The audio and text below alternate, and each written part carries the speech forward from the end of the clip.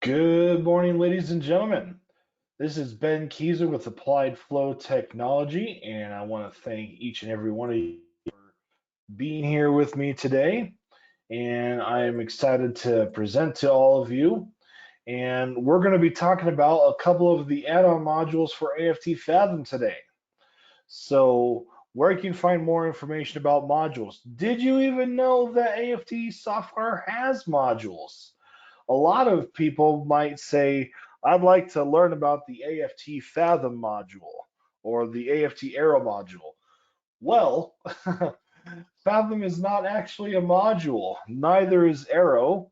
Both Fathom and Arrow are separate standard software applications. And so a add-on module is something that can be added on to the base product in order to expand some capability. So let's take a quick look at this here. If I go to our website, aft.com, under the products menu, we have our AFT software overview. And this is where you can see all of our products as well as the add-on modules themselves. So as you can see here, we have AFT Fathom, and then Fathom has 4 add-on modules. One of the add-on modules for AFT Fathom is able to model settling slurries. So that's where you are pumping solids that can potentially settle out of a fluid if the velocity is too low. And so that's the settling slurry add-on module. The goal seeking control add-on module is similar to Excel's goal seeking capability, but instead of modifying a term in the equation to get a desired result, you're going to allow the GSC module to vary different input parameters in your piping system to give you the output results that you want for pressures, flow rates, etc. The extended time simulation add-on module allows you to do transient analysis with AFT Fathom. Now, that is not WaterHammer. WaterHammer and surge analysis actually needs to be done with AFT Impulse. So if you're looking to do WaterHammer and surge analysis with, then you use Impulse for that. And if you're trying to understand better what the differences are between Fathom, the XTS module, and AFT Impulse in terms of transient modeling, there is a webinar that I did in the past where you can learn about that. And so if you go to the Learning Center, webinars, and then webinar library and fill out the form, then you can access our previously recorded webinars, which are available for all of you on demand for free. And so it's a webinar that is down on the list here a little bit of the ways. And there is one on time and event transients. And let's see here. It is called What Does Transient Analysis Mean? So if you want to understand the differences between what the AFT Fathom XTS module does for transients versus AFT Impulse, watch that webinar and you'll be able to watch it. And for those of you who are lucky enough to be able to be watching the recording today, I'm actually going to go ahead or watching it live, not the recording. I'm going to chat you all the link to that webinar. So if you're listening in live, then you can watch that webinar at your leisure. So right now, copy the link and paste it to like a text file or a Word document. That way you don't lose it once the webinar is done. All right, so let's come back to the software overview. The last add-on module that AFT Fathom has is the Automated Network Sizing module. This tool will help you automatically meet your design requirements in your piping system by automatically changing your pipe sizes in order to minimize cost or maybe minimize your overall piping weight. So it's going to help you establish a really solid design, not just pipes that will get the job done, but pipe sizes that will actually minimize your costs for you. So it's a really powerful tool, and it can help you experience it, hundreds of, thousands of dollars worth of savings on a project that you are working on. So those are the 4 add-on modules for AFT Fathom. As you can see, AFT Arrow has a couple of add-on modules as well. Goal Seek and Control Automated Network Sizing, very similar to Fathom's. Then Impulse has a settling story module that is similar to Fathom's settling story module.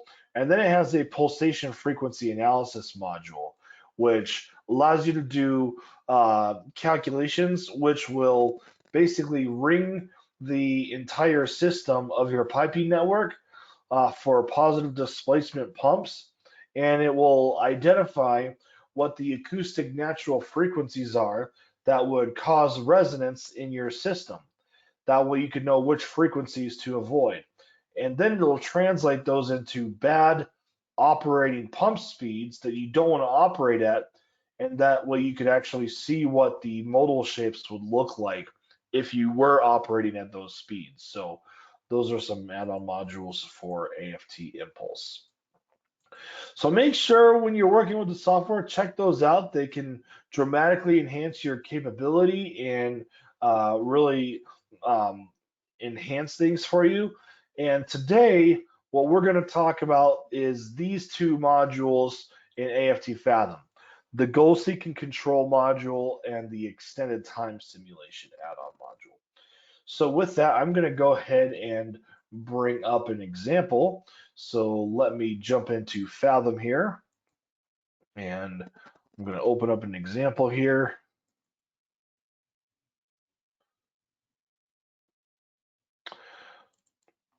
All right.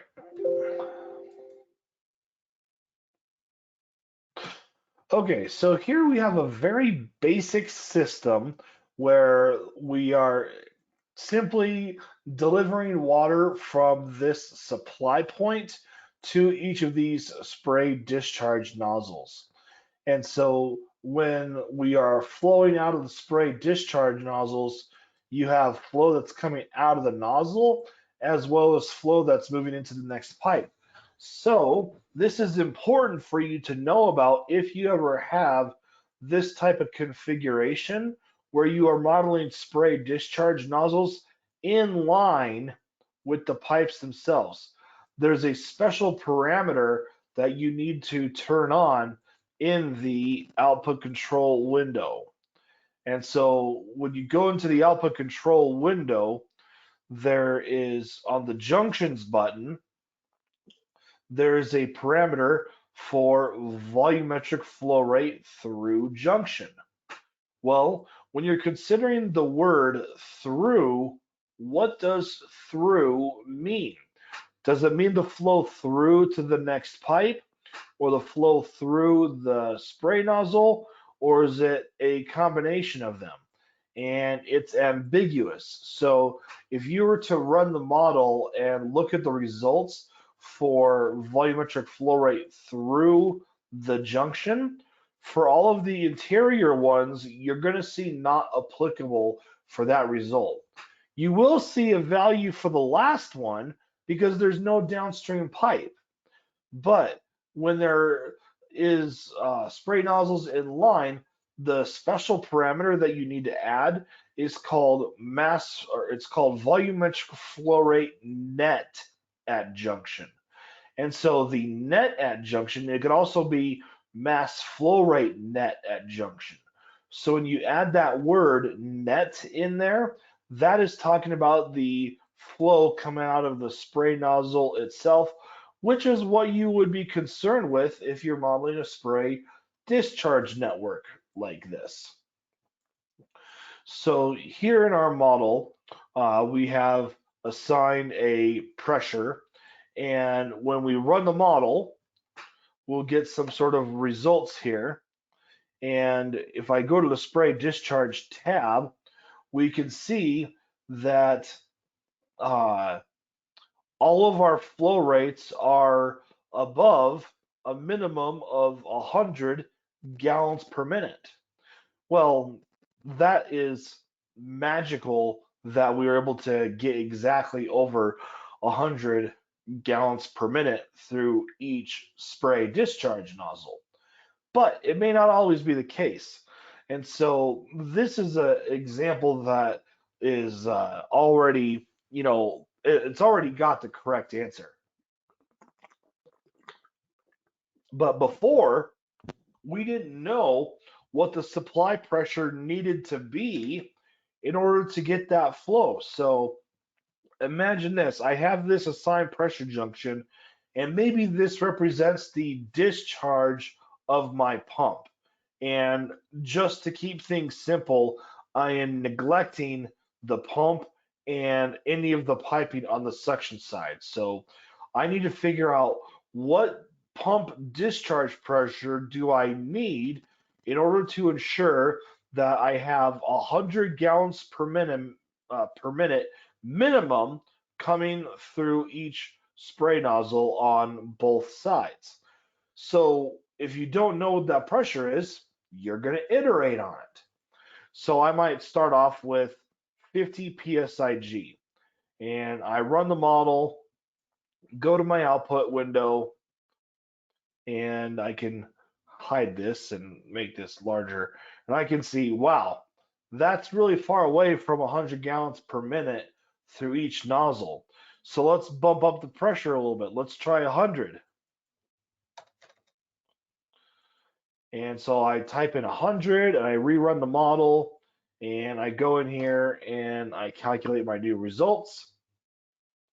And there we go. So now I can see that I'm getting much closer for some of the spray nozzles, but others I'm still a ways away. So it's just a constant guess and check game. Now, when you have a system that is really simple like this one, where you're only changing a single parameter, it's not too difficult to guess and check. It might take you 5 to 10 iterations if you're really good at guessing. But what if there is a way that you could do it automatically? Well, there is, and that's where we have the goal seeking control module that will do this automatic iteration for you. So I'm going to create a new child scenario. I'm going to call it GSC Ben. That way I know that it's being done from scratch. So what I'm going to do is, in order to turn on the add-on modules in the latest versions of our software, Fathom 11, Arrow 8, and Impulse 8, there's this button that says add-on modules. And if you click on that button, then it will allow you to access the add-on modules. In previous versions of the software, it didn't say add-on modules, but there was a little square looking button right to the just to the left of the status light, and that button in the previous versions is what opens up the add-on modules, if you didn't know.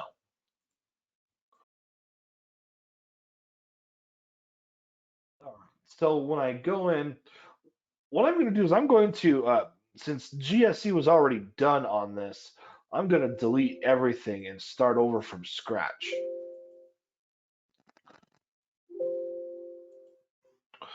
There we go.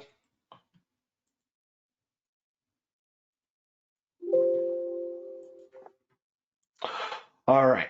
So if I open up my checklist, this is the typical standard checklist that you see with all the items that need to be completed before you can run your model and get results. So when I want to do the GSC module, I'll click on the add-on modules button. And in order to access the license, you just check the box for whichever module you want, GSC.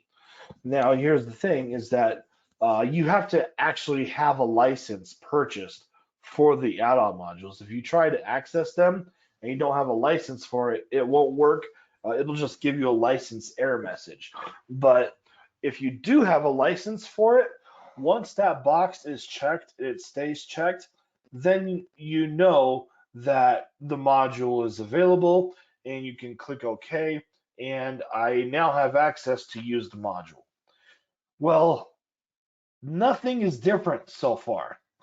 All I did was I turned on my access to the add-on module and I checked out the license for GSC. So now if I go to the analysis menu, under goal seeking control, it's set to ignore the GSC module. Well, I want to use it. So I'm going to click on use. And now we have a new checklist item that needs to be completed, which it says that it's already completed, but if we click on it to open up the goal seeking control manager, we can see that there's nothing here, okay? And if there's nothing in the window and we just click OK, then it's going to show that it's checked off. But so I can run the model, but GSC, it's not going to do anything for me. No parameters have been specified. So we have to create some parameters. So what is it that I'm changing in this system? It's the assigned pressure value. And my goal is that I want to achieve a minimum of 100 gallons per minute through each spray nozzle. So here's one way to skin the cat. I'm deleting this that was there previously.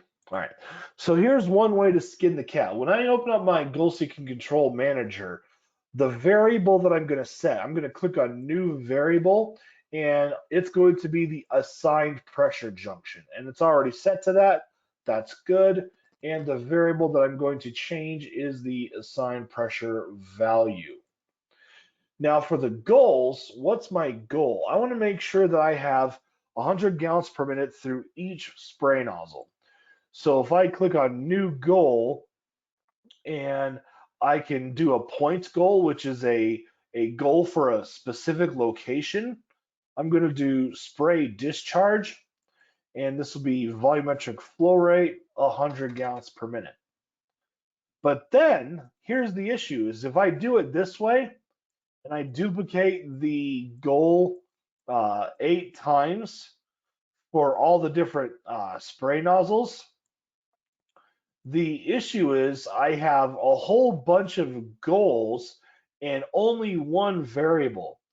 And so when you're dealing with the goal seeking control module, the best thing to do is to try and maintain a one-to-one relationship where you essentially have one variable per goal. And so, you know, this is something that GSC could do. And if I click OK, this is where it's telling me that I have one variable and 8 goals. And so it's just giving me information about that. So if I run this, it will cause some interesting results where, as you can see, it's saying that I have, if I circle it, it's telling me that my final goal result is not meeting the minimum flow rate for several spray nozzles. So that's not the way to set this up. So what I'm going to do is show you how you would be able to accomplish the goal seeking when you have a whole bunch of goals throughout your network and only one variable to play with. So here's what I'm going to do is I'm going to go to the analysis menu in my goal seeking control manager, and I'm going to delete all the goals. And we'll come back to it. So now what I'm going to do is I'm going to select just the spray discharge nozzle junctions. Actually, there's an easier way to do that. If you hit F6 on your keyboard, it brings up select special. And so under the selection type, I'm going to say junction type, spray discharge, and then from there, click on select junctions.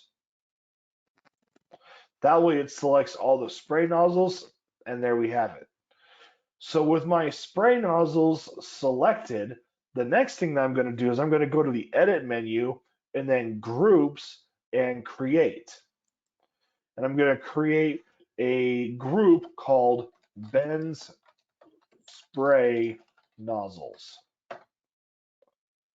So this group is going to be used for my goal seeking, where I'm going to create a new type of goal. So now when I go back into my goal seeking control manager, if you remember when I set new goal, before there was only two. Before there was only differential and point. But now there's a third type called a group goal. So if you create a group of objects on the workspace, you can then do a group goal. So the group goal, there's two options. You can do either a max min or a summation. So the group max min is where I have some minimum value that I need to achieve for all of the objects in this group. So I'm going to use the group max min goal in that case.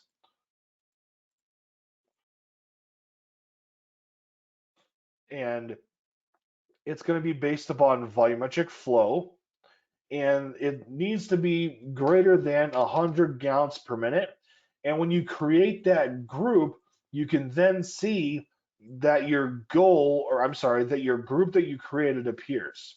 So that's the object that we're assigning the goal to. So when you do a group goal like this is what allows it to be essentially one-to-one, one variable per goal.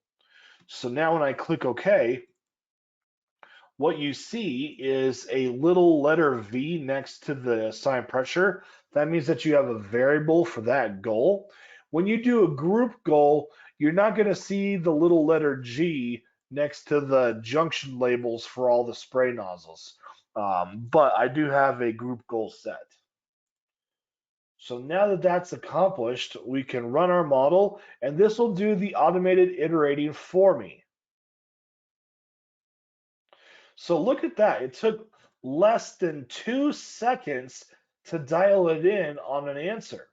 So now when I look at the output results and I go to the spray discharge, I can see here that all my spray nozzles are above the minimum of 100 gallons per minute. That's good. Whenever you're dealing with the GSC module, these two tabs will appear and they're important. And so the GSC variables tab, this tells you the answer. So what this is telling me is that my pump needs to be able to deliver a discharge pressure of 170 psig. And as long as I get that discharge pressure out of my pump, then I'm going to be able to hit my minimum of 100 gallons per minute through my spray discharge. And here's the nice thing is that it tells you which specific junction is the hydraulically the most remote spray nozzle. And so that way you can make sure that the most remote location gets all the flow that it needs. So that's a very simple example of the goal seeking control module and how it works. You're just setting up parameters that you want to change and parameters that you want to achieve. Let's open up another example. Let's see here. Let's look at this one.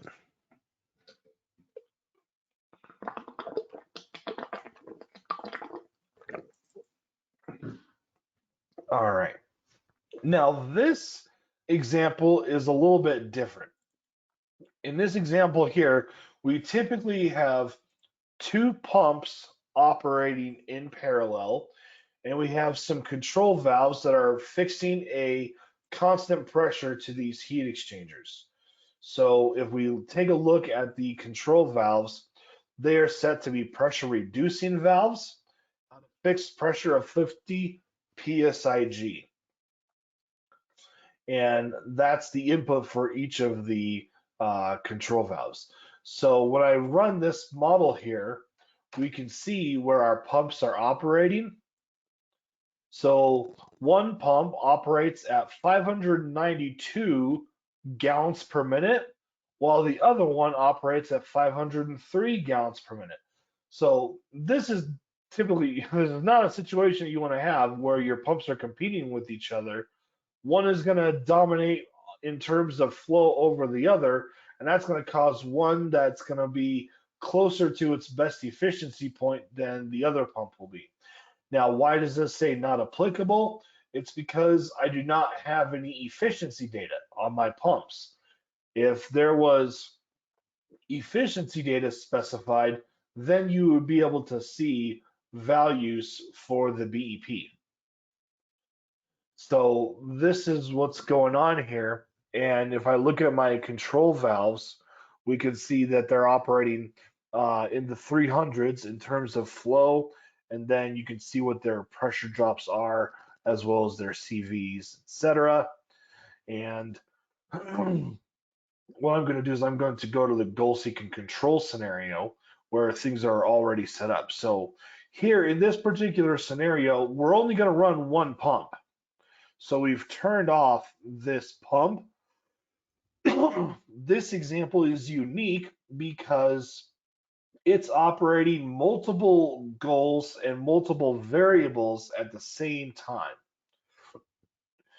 Now, one of the things that we did for the control valves in this particular scenario is we have specified a open percent versus CV table. And so if I open that up, this is what my open percent versus CV table looks like.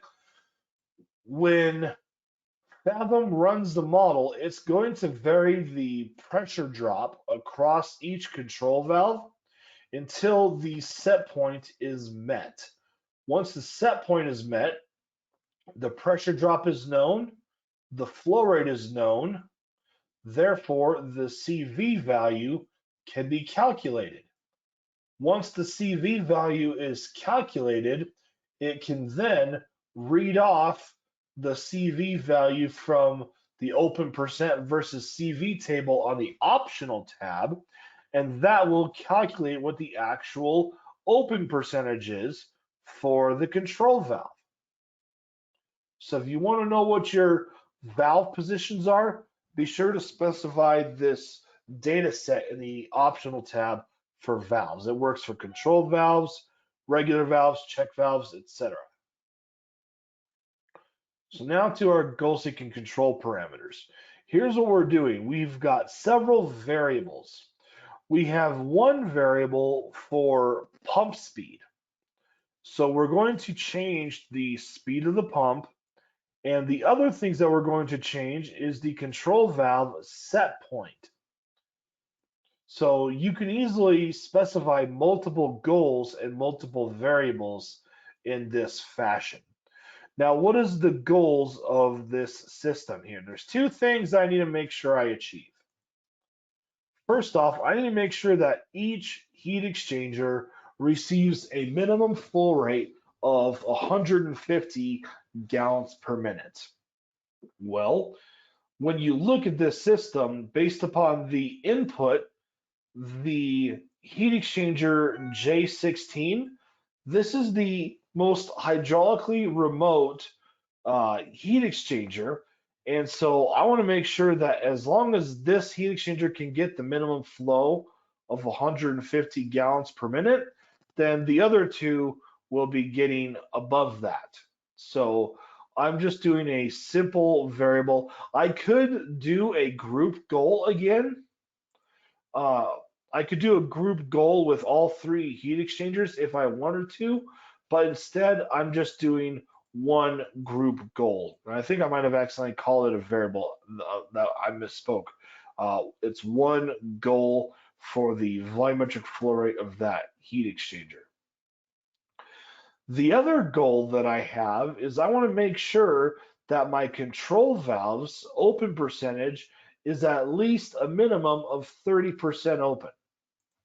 Because if my control valve is only 5% open or 95% open, it may not be able to control very much. So I want to make sure that there's good controllability at my desired set point. So 150 gallons per minute, 30% open for my open percentage on the control valves. So now, in order to achieve that, the things I'm going to try and change is the pump speed as well as the set point. So that's something that's kind of neat, is where you can set up a variable and a goal for the same object. So yes, you can set a variable to change the set point in order to achieve a certain open percentage for each of those control valves. Now, I want you to notice something here, is that when we look at the goals, there's only two goals and four variables.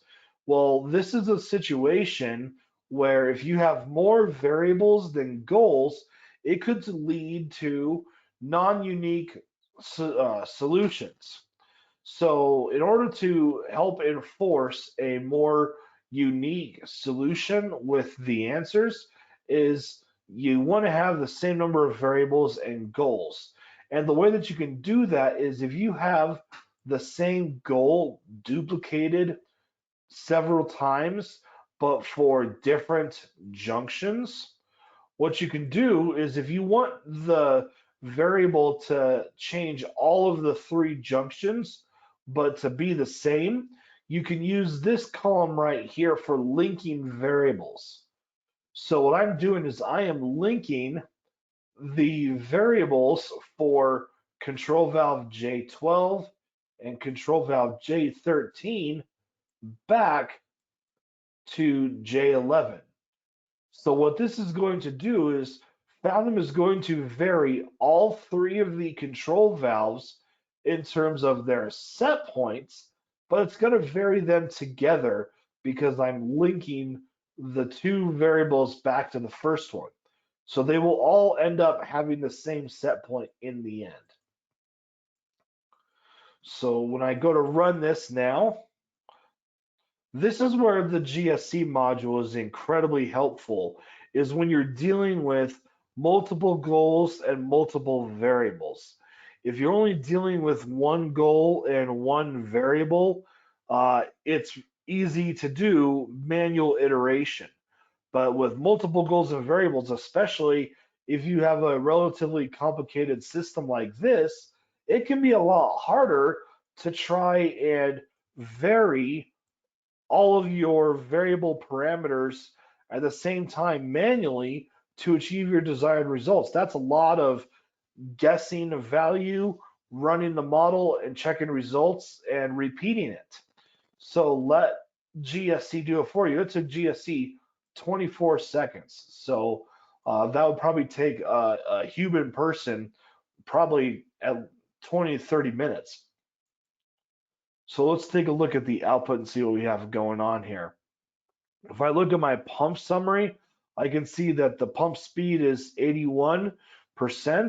But again, as I mentioned, when you're dealing with GSC, these two tabs are probably the ones that you want to look at first.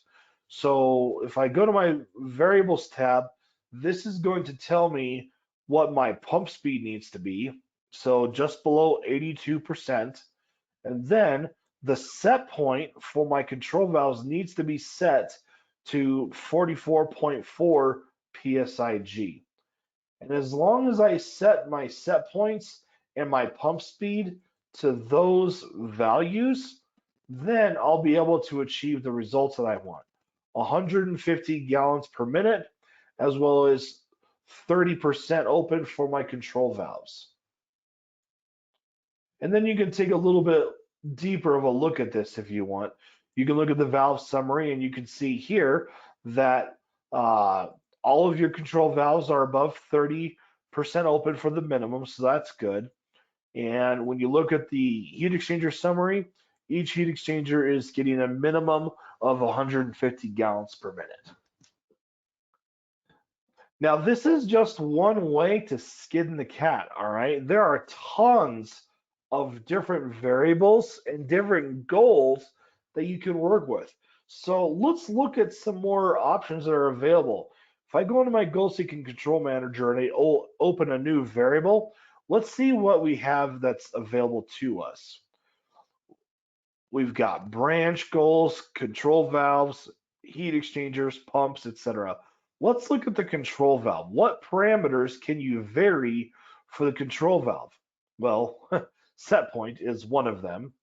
Uh, let's change this to a heat exchanger. As you can see for the heat exchanger, there are several variables, not just the loss factor, but you can also vary heat transfer related parameters as well. Now, this example is not modeling heat transfer, and so that's why we're not doing this. But if I wanted to model heat transfer and I was trying to tune my heat exchanger, there's a whole slew of different variables that you can work with. So that gives you a lot of flexibility. If I was to do a pump as an example, for my pump, I can change the speed, the flow rate through the pump, the head increase, impeller trim, and control set points. So essentially, lots of variables are available for you with the goal seeking control module. There's also some pipe variables, which are more simplified for design factor, friction, whatever friction also. If you're using absolute roughness, this can be used to vary the amount of roughness inside a old piping system to calibrate your system to current measurements. And that way you can figure out how much buildup is inside your system. And then for the goals, there are tons of different goals that are available as well. So here if I just look at the point goals themselves, for my control valve, there are several things that you can set. So you can set goals for CV value, mass flow rate, open percentage, pressure drop, flow rate, temperature, etc. For my pipes, there's a whole list of goals that you could set. Head gradient, head loss, pressure drop, pressure, temperature, velocity, flow rate, etc. For my pumps, you can set goals such as percent of BEP. This is a really important one. So maybe you're doing a scenario where you want to ensure that your pumps are staying within a certain proximity of the best efficiency point. Then you can set a goal for percent of BEP. I want to be at least 85% of my BEP at all times. Or if MPSH issues are present in the system, you can set some MPSH margin as your goals. So if I want to make sure I have at least, 2 times more MPSH available than that which is required, you can do a MPSH margin goal in that case. So take a look at these. There are several things that are available that you can work with. And this gives you a lot of flexibility into goal seeking in your system, where whenever you're in a situation that you're having to modify parameters, don't do it manually. Use GSC and it'll make your life a lot easier. So that's a couple of good GSC examples. Let's take a look at a example here that deals with the AFT Fathom extended time simulation module. So let me open up another model here really quick.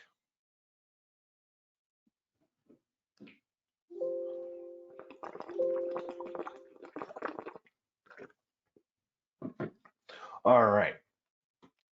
Now, when you want to turn on the XTS module, it's the same process.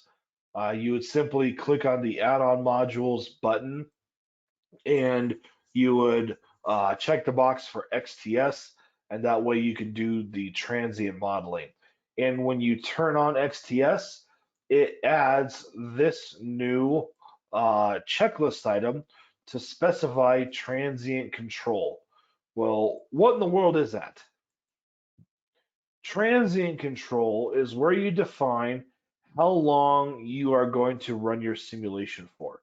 So if I want to do a 3-minute run, then I can define a stop time of 3 minutes, and then I would specify a time step. So my time step is 5 seconds. So this is what establishes how long I'm running the transient simulation for and how often it's going to log data for me. All right, so we're doing a 3-minute runtime. Now, here's the simulation that we are modeling. Initially, I only have flow through one pump and then through the control valve to this discharge location. And that's only one single flow path that I have operating typically. What I'm doing next is I'm opening up all of these other valves at various 30-second intervals. So let's take a look at some of them. If I open up this valve right here, this valve is initially closed. How do you close it? Well, in the optional tab, there's what's called a special condition, and there's only two special conditions for a valve, either none, that means that the valve is open to whatever CV value you have specified, or you can close it. And so if you want the valve to start off closed, then you would set it to be closed. Next, when you're doing the XTS simulation, you'll see that there is a new tab that appears called the Transient tab. The Transient tab is what defines how that object is going to function during your transient analysis. And so what we have here on the right-hand side is a transient profile. So this transient profile is telling me that initially on my first data point at time 0, the valve is closed. So keep in mind that your first data point, your time 0, it has to match the initial state of the valve. So what I mean by that is if your valve is closed on the optional tab, then your first data point has to have a CV value, which represents a closed valve. In this case, a CV of 0 is for a closed valve, and that matches my closed special condition on the optional tab. Now I'm opening up this valve in 1 second. It's going from a CV of 0 to a CV of 10 very, very quickly. And actually, that is faster than the time step. If you remember, the time step in this example is 5 seconds, and I'm opening the valve faster than that. So in reality, this will cause some water hammer in the system, all right, where you would see pressure and velocity waves propagating throughout the network. Now, that's something that you would use AFT impulse for. So XTS, it's completely neglecting any pressure wave propagation through your system. So just be aware if you have things that are changing really quickly like this, unless you actually do an impulse analysis, it's going to be uncertain on the results potentially. So you need to check for water hammer and see how high those pressures get. Now, this transient profile that I've specified has to be triggered in some way. And that's what is called the initiation of the transient. So the initiation of the transient is going to be using a single event. So the event type is just very simplified where it's time absolute. That time absolute is with reference to the transient control start time. So what this means here is if I set the event type to be greater than or equal to 30 seconds, that means that this is not going to trigger until my simulation period has reached 30 seconds into the simulation. So I have time 0, and then I have uh, 5 minutes. Okay. And my time step is 5 seconds. So I got 5 seconds, 10, 15, 20, 25, 30. This time is when this is going to trigger the valve to start opening. So that's how that works there. Next, my second valve, or my third valve rather, this is going to open up in 1 second, just like the previous valve, but he's not going to open up until 60 seconds into the simulation. So he's just waiting longer until he starts opening up. And then this one is set to open at 90 seconds. And then this last one is set to open at 120 seconds. So as our additional flow paths are turning on and we start having more and more flow through the system, this control valve is responding to those events to try and maintain the set points on the control valve. Well, what's that set point? It is a pressure reducing valve. So here it's set to 45 psia. And would you look at this on the output, or I'm sorry, on the optional tab, we have defined open percent versus CV data.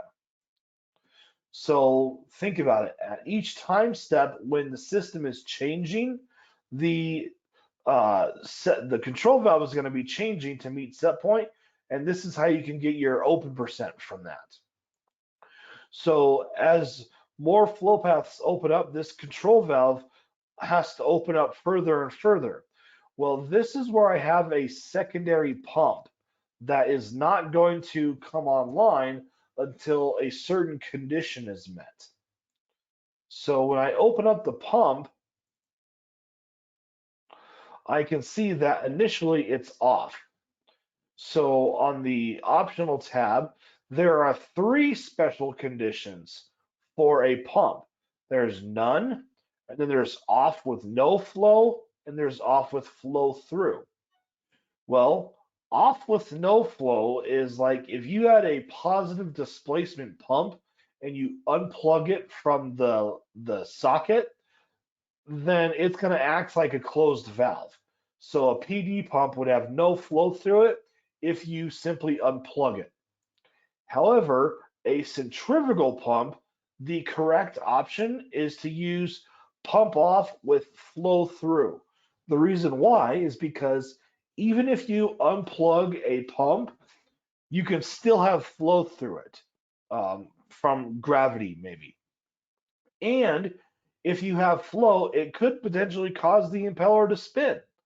So when you're dealing with a centrifugal pump, which this model is, be sure to use pump off with flow through. And so when we use pump off with flow through, that puts a little X for the label, meaning that there's a special condition on that pump. How do we close off flow through this line? Well, it's the special condition on the valve where the valve is closed itself. So that's what the X means here, is that there's a valve that's closed, and that's what causes the dotted line, meaning that the flow is, there's no flow in that system.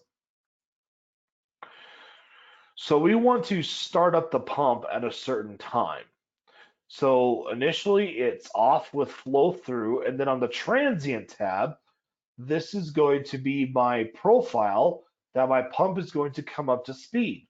So it's going to go from 0% to 100% speed in 5 seconds. So it ramps up very, very quickly. What triggers this pump transient profile to occur is another event transient where here it's going to be based upon the control valve. So what this is saying is that when the control valve right here gets to be greater than or equal to 50% open for the open percent, that's when I want my pump to kick on.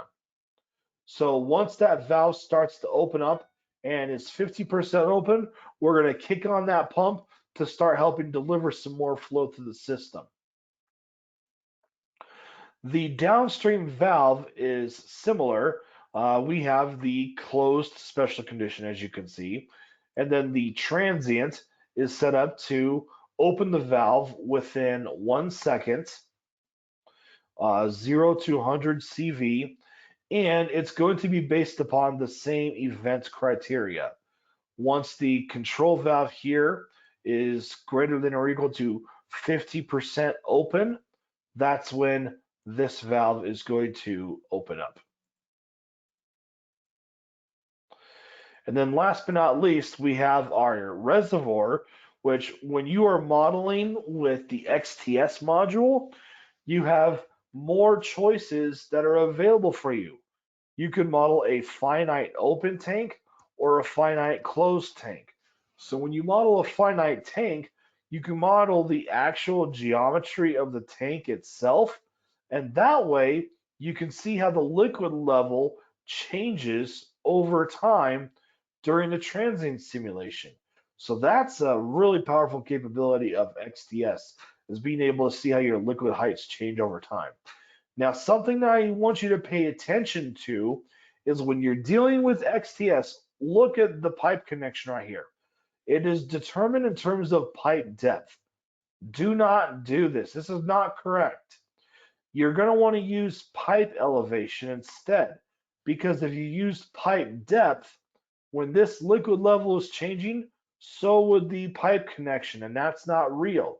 So make sure that you use the proper connection.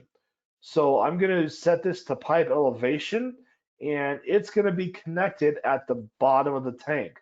So my elevation needs to be 0 as well. So there we have it. And it's going to be initially full at 5 feet. So the question is, how fast is my tank going to drain?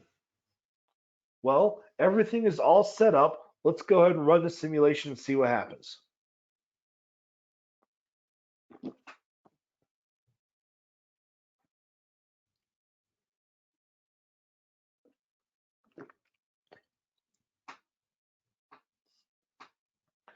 All right.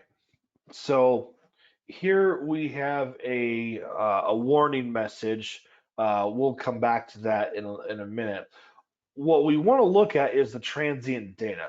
So this is something that is going to be different when you're dealing with XTS, is you're going to see a time bar at the bottom of the output window. And so the results that you see here are for a given time step. Time equals 0. So if you want to see how the data table changes, you can simply go forward different time steps, and you can see how the values change at each time step. Now, this is just looking at the junctions. Those are not hugely helpful.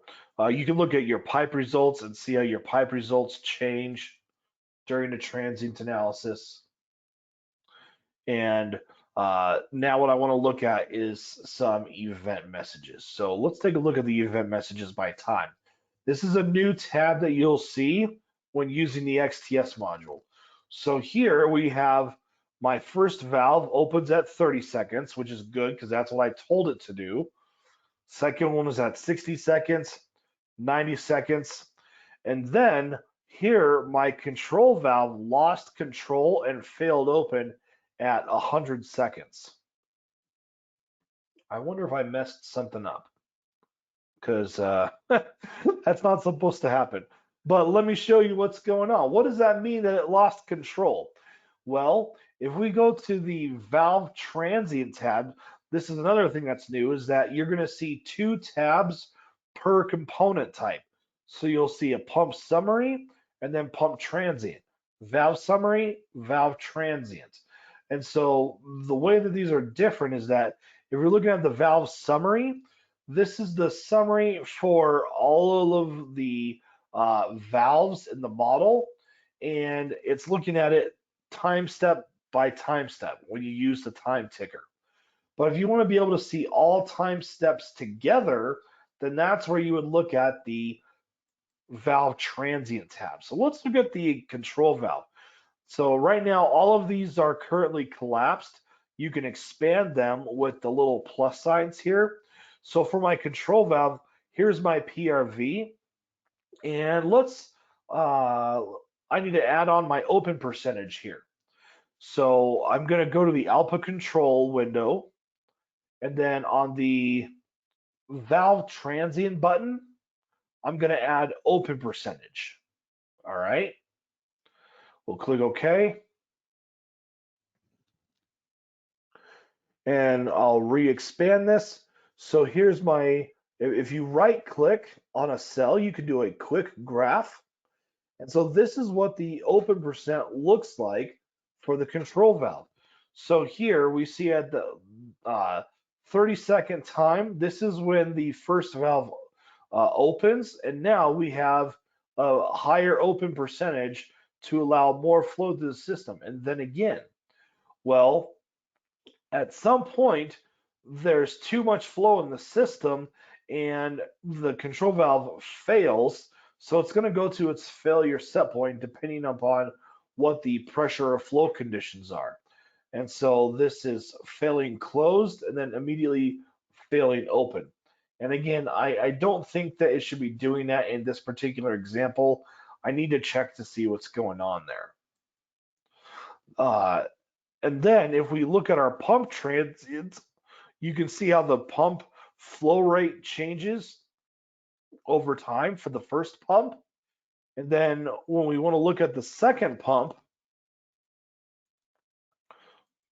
we can see that it's initially offline and then it kicks on and it has this dip. And so that's what's going on with our pump there. Lastly, if we take a look at the reservoir transient, this is where you can see how fast that liquid level drains. So here's our liquid height. It drains pretty dang quick. And so if you were to run this model for maybe 4 minutes, I bet you by that time that tank would be completely empty and you would need to fill it back up. And so what you could then do is another scenario where you have another reservoir. Maybe this is a lake.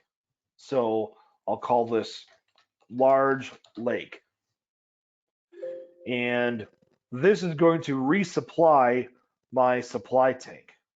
So I could put a pump there and then a check valve. And so this is where you can really get some powerful usage out of the XTS module. So what I'm going to do here is for this particular pump, let's pretend that it's using the same curve as the other two pumps. So here, I'm going to set this pump to be initially off with flow through. And then on the transient tab, this pump is actually going to cycle on and off during the transient simulation. So this is a different kind of event. This is called the dual event cyclic. So there might be times where I want this pump to be on, and there are times where I want it to be off. So I'm going to click on dual event cyclic, and my first event is to trigger the pump to turn on. So if it's off, that means it's going to have a speed of 0. So we'll, say that it comes up to 100% speed in 3 seconds. Well, what's going to trigger this pump to kick on? Well, that's going to be dictated based upon the liquid level in this tank. So here's how we set that up is I'm going to say my event type is going to be based upon reservoir liquid height.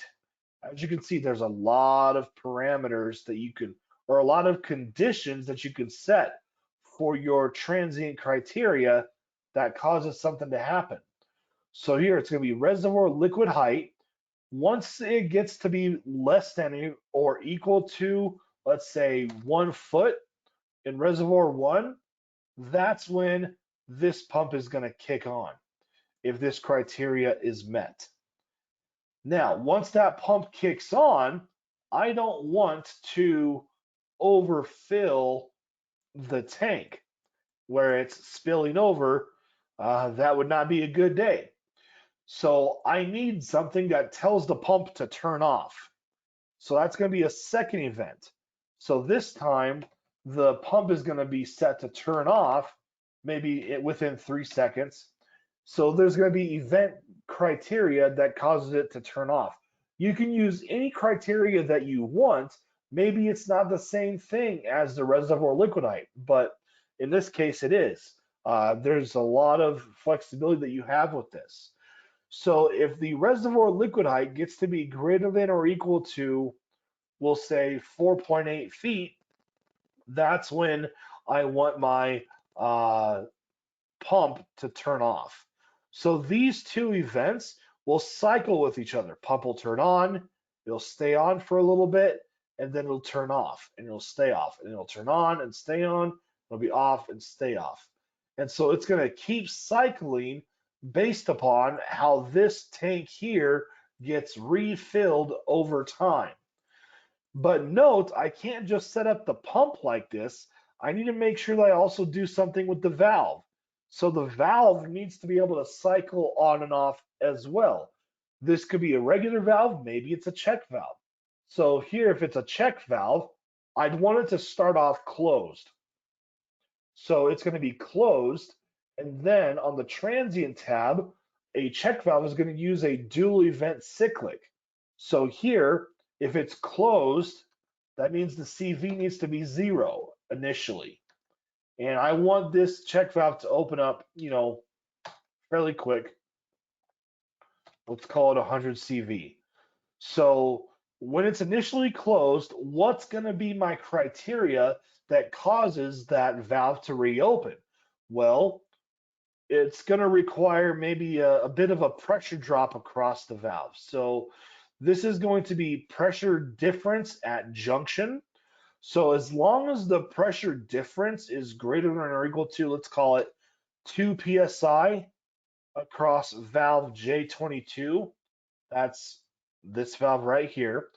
Once the pressure difference from inlet to outlet gets to be greater than 2 psi, that's when this check valve is going to reopen.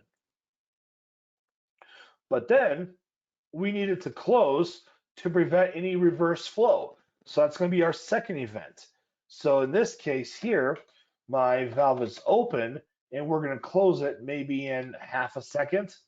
And the event that will trigger the check valve to close, we'll call it based upon velocity. So here, it's going to be based upon a velocity in a pipe. So the velocity that I wanted to use is going to be based on the inlet of pipe P22. So when the velocity in the pipe gets to be less than or equal to 0 at the inlet of pipe P22, that's what's going to trigger this valve to close. So here, if our valve, we have CV versus time. Initially, the valve is going to be closed, and then it's going to be open, and then it'll close, and then it'll open, and that's how it'll cycle with each other. And so this is what you can use to be able to, once I click OK, this is what you can set up to be able to refill this supply tank. And so you can really make things nice and sophisticated with your XTS module. All right. I want to demonstrate one more example for you all, and that's a situation where you can actually use the GSC and XTS modules together. Yes, that is possible. So let's take a look at it really quick.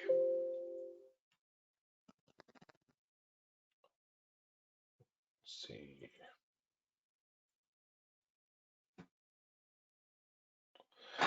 All right. So here, what we have in our situation is a supply reservoir and a pump, which is delivering flow up to this supply tank at the top of a hill.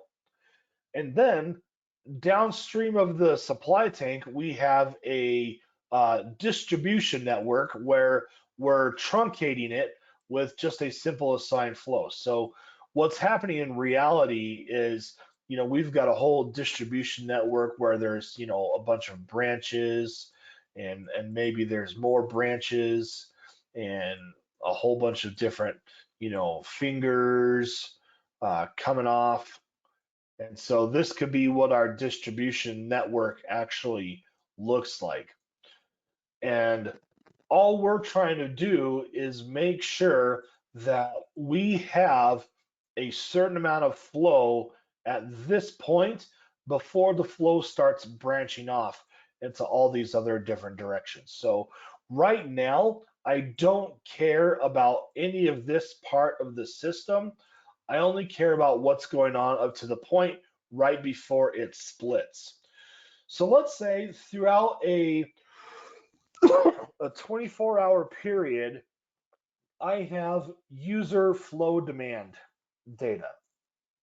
So if I open up this assigned flow junction, this is the initial flow data point, but this is not going to stay the same during the whole simulation. It's going to change. Let me back it up really quick. As you can see here, this model uses both GSC and XTS modules together, and you can see how it has both checklist items enabled. All right. So when you turn on the XTS module and we open up the assigned flow junction, there's a new tab that appears for a transient. So this flow actually represents changing flow throughout a 24-hour period, which is dictated by this data set. And so if I was to click on show graph, this is how my flow rate changes throughout the day.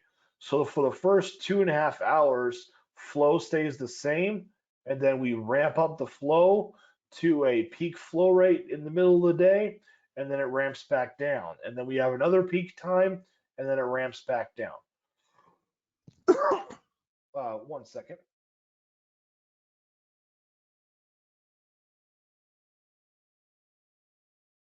Excuse me. All right. So this is how the system operates in one day. And you could have multiple 24-hour periods. You could have a month worth of data here if you want. But this is just looking at one day's operation. And so what we have is the flow rate is changing, and we have a supply tank at the top of a hill where we have a liquid level, we have a tank height, and we need to change this to pipe elevation. And so let's see.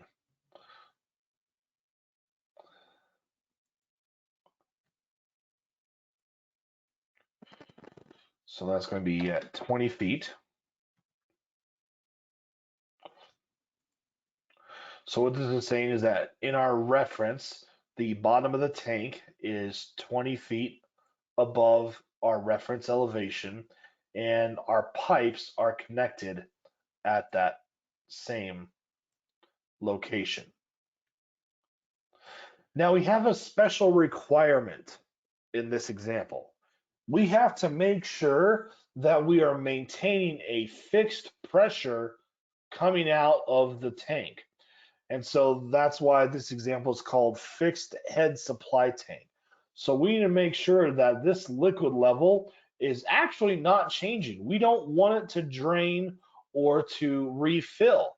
So this is a really interesting way of using the GSC module and XTS module together, is because we do have a finite tank where your reservoir liquid level would be able to change, but we need to keep it constant.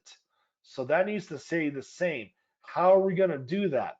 Well, that's by adjusting the speed of the pump. So let's take a look at the pump setup here. When we open up the pump, you can see that it's operating on its curve, and there's no transient defined, and our initial operating speed is 100%, and this is where the GSC module comes into play. So when I open up my uh, goal seeking control manager, I have my variable, which is going to be my pump speed. So I'm going to change the pump speed in order to achieve a net flow rate out of the tank of 0. And so right here, if I do volumetric flow rate net into junction and set it to 0, that would mean that my flow rate into the reservoir is same as the flow rate out of the reservoir. Therefore, the liquid level will be able to stay the same.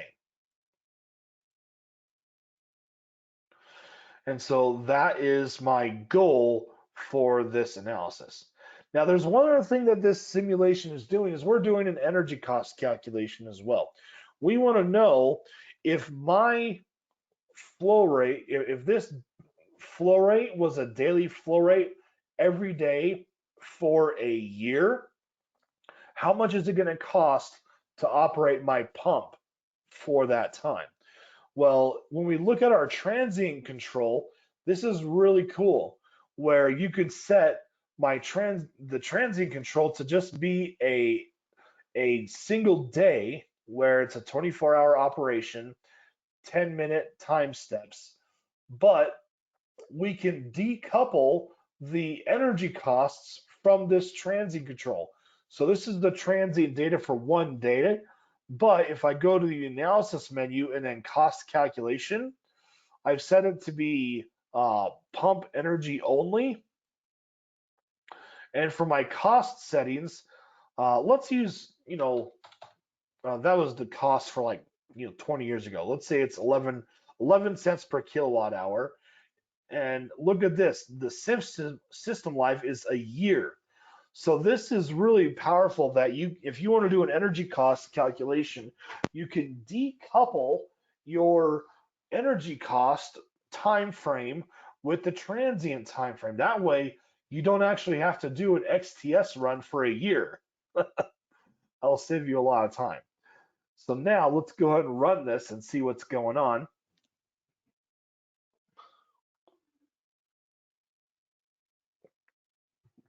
So at every single time step, when that assigned flow junction is changing, when the flow is changing, the pump is going to change its pump speed to ensure that we have the same flow coming in and the same flow going out, so we can maintain a fixed pressure at this location.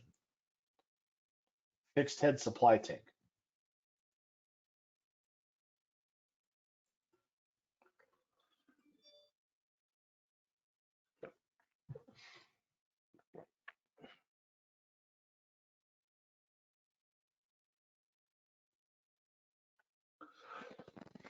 All right, so it's chugging along here. Sometimes the XTS runs might be, a little lengthy, but I mean, imagine trying to do this in a spreadsheet. It would be a real pain where you'd have to run a whole series of scenarios. Just let XTS do it for you. All right, what do we have going on here? So this is telling me that I have static pressure lower than vapor pressure at the outlet of pipe P3. We're going to take a look at this in a minute, okay? The thing that we want to look at first, what is the energy cost? Well, it's going to cost us $77,000 in energy costs throughout the year. Um, Another thought concept that you could have done is you could have maybe a control valve is sitting in the pipe right here, and maybe the control valve is setting the flow rate through the system where the pump is just operating at 100% speed. Well, in that case, this is where you could see how a VFD would save you a bunch of money, because if you were to put a control valve there where your control valve is modulating to maintain a fixed supply level, then when you use a VFD, it'll save you money because the control valves are just throwing energy right out the window. So this is very well probably a much lower cost than a control valve would be. Now, on our pump summary, what we want to look at is our GSC variables, 23%, and our flow is 0.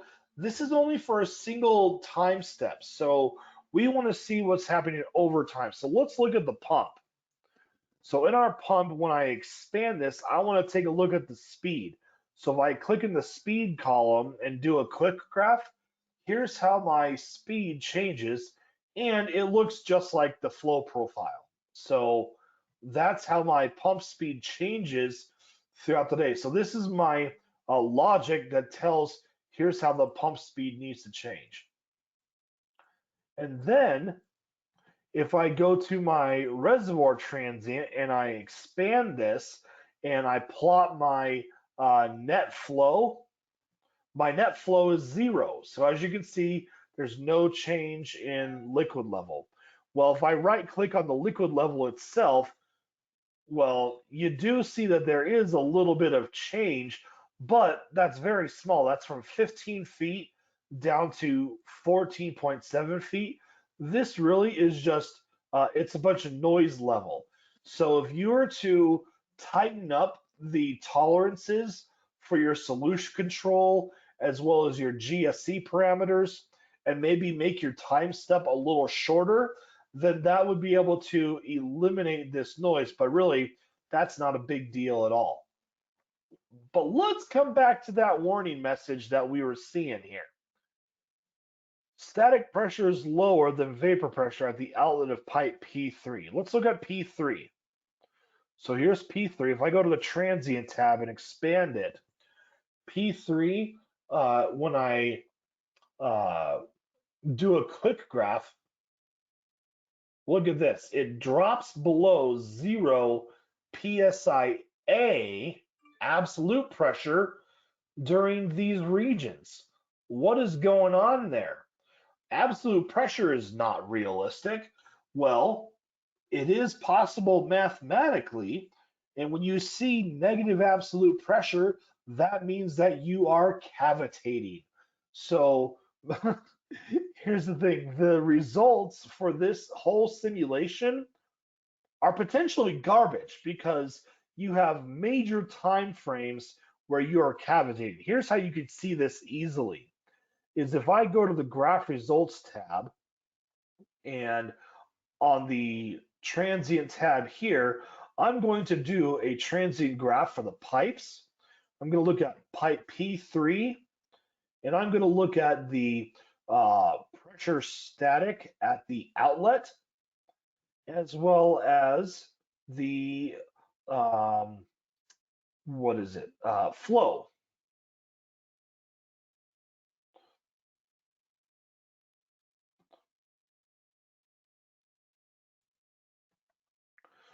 So what I did was I made this a secondary y-axis. So this data is incredibly rich because what this is telling you is that you have some major operating problems. When your flow rate starts to increase around this point right here, in this region, that's when your pressure drops below vapor pressure. If I was to plot the vapor pressure on this graph, it would be really low.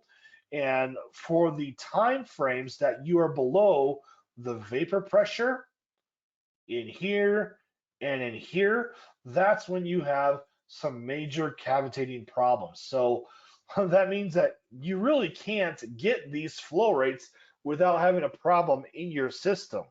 So what you would need to do then is figure out how to fix those operating problems in order to eliminate the cavitation, and then your results will be much more reliable at that point.